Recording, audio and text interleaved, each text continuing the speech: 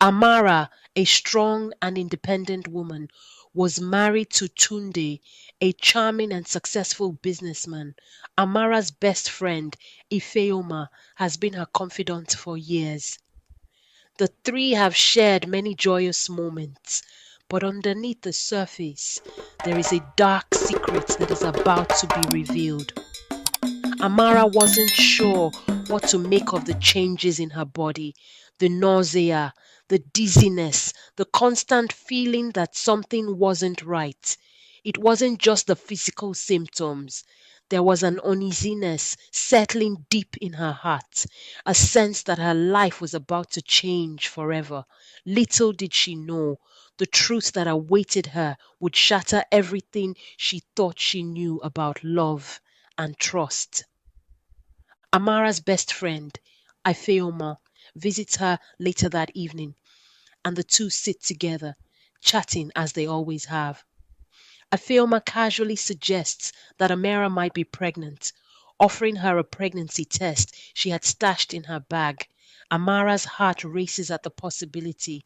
Could this be the news that would make everything perfect with Tunde, her husband? She takes the test and waits, filled with excitement and nervousness, imagining the joy of starting a family. As the two women sit in silence, waiting for the results, Tunde walks into the room. His expression is distant, filled with tension. He shares a quick glance with Ifeoma, and in that split second, Amara senses something is terribly wrong.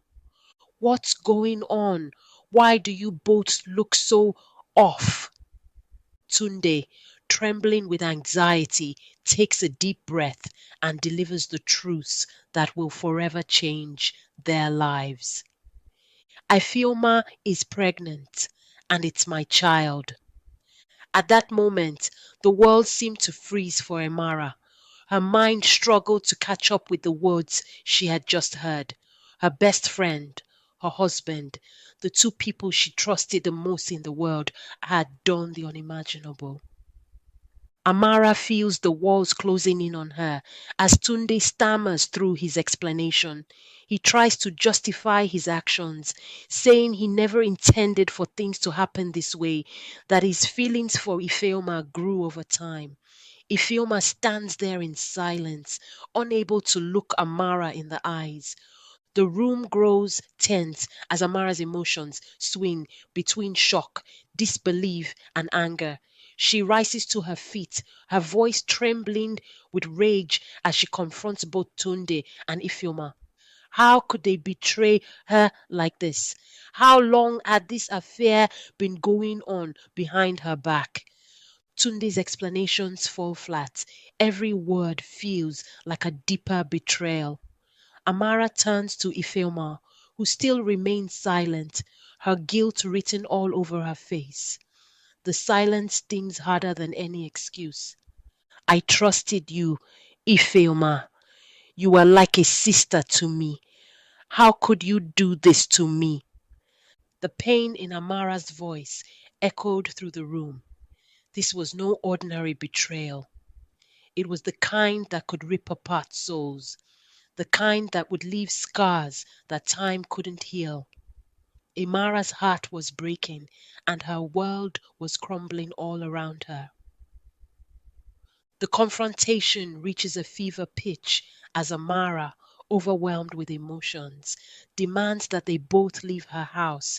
Tears stream down her face as she struggles to process the depth of the betrayal she's just experienced.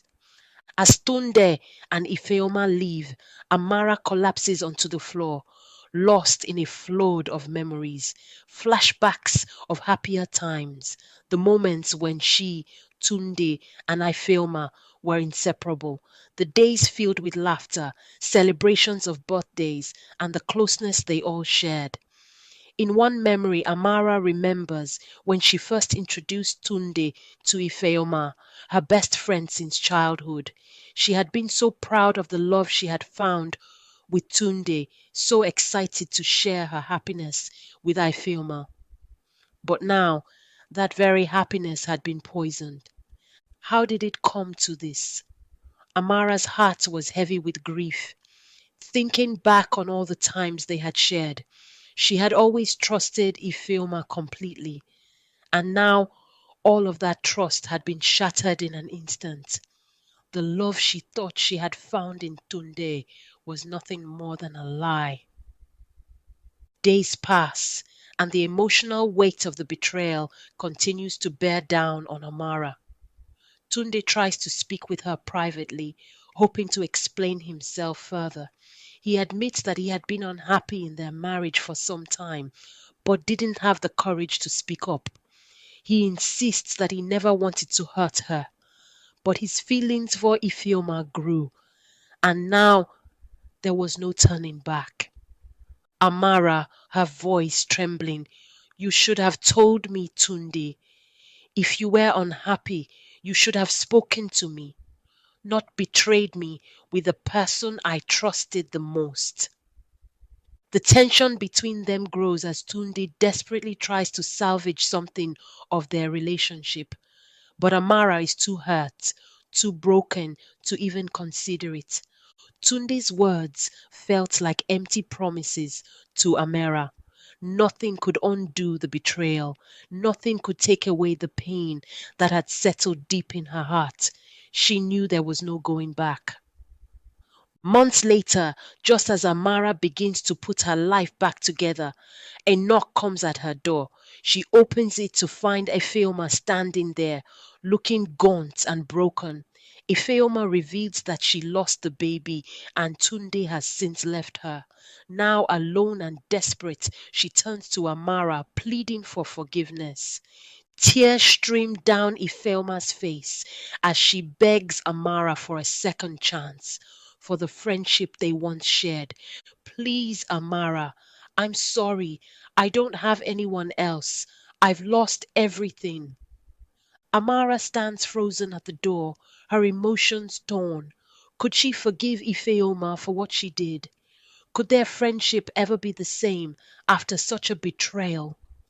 The weight of the decision presses down on her as Ifeoma continues to sob, begging for Amara's forgiveness.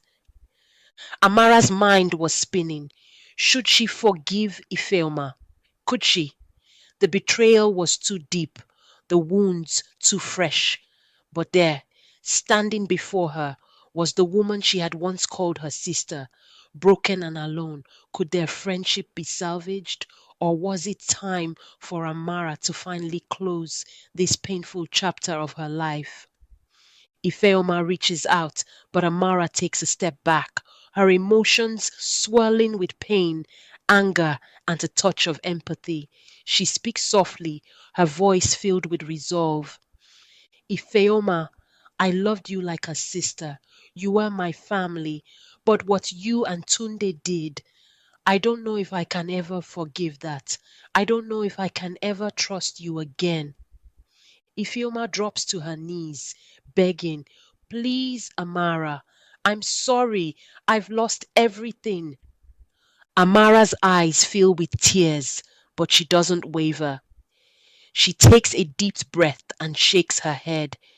"I can't forgive you, not now. Maybe one day, but not today. I need time to heal. I need to let go of this pain." With a heavy heart, Amara closes the door, leaving Ifeoma outside, broken and alone.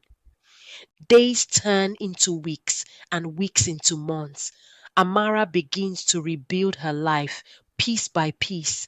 The pain from the betrayal still lingers, but she is determined to move forward, to reclaim her happiness and sense of self.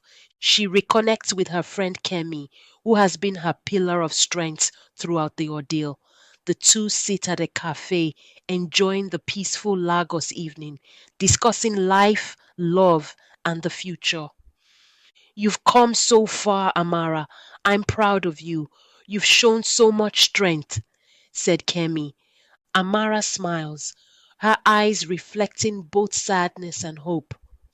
"Thanks, Kemi. I've learned that sometimes the people we love the most are the ones who hurt us the deepest. But I'm done looking back. I've accepted the past for what it is, and I'm moving forward. I deserve peace. One evening, as Amara relaxes at home, there's a knock on the door. She opens it to find Tunde standing there with a remorseful look on his face. Amara, can we talk? Amara's heart skips a beat. The man who shattered her world now stands before her, asking for a second chance. But she is no longer the same woman. She has grown, found her inner strength, and healed from the wounds he caused. There's nothing left to say, Tunde. You made your choice. Tunde looks down, his voice trembling. I'm sorry. I never meant to hurt you. I've made mistakes. I've lost everything. Amara, now calm and composed, shakes her head. You lost me, Tunde. You lost everything the moment you chose betrayal. I've moved on, and so should you. With a sense of finality, she closes the door on Tunde for the last time.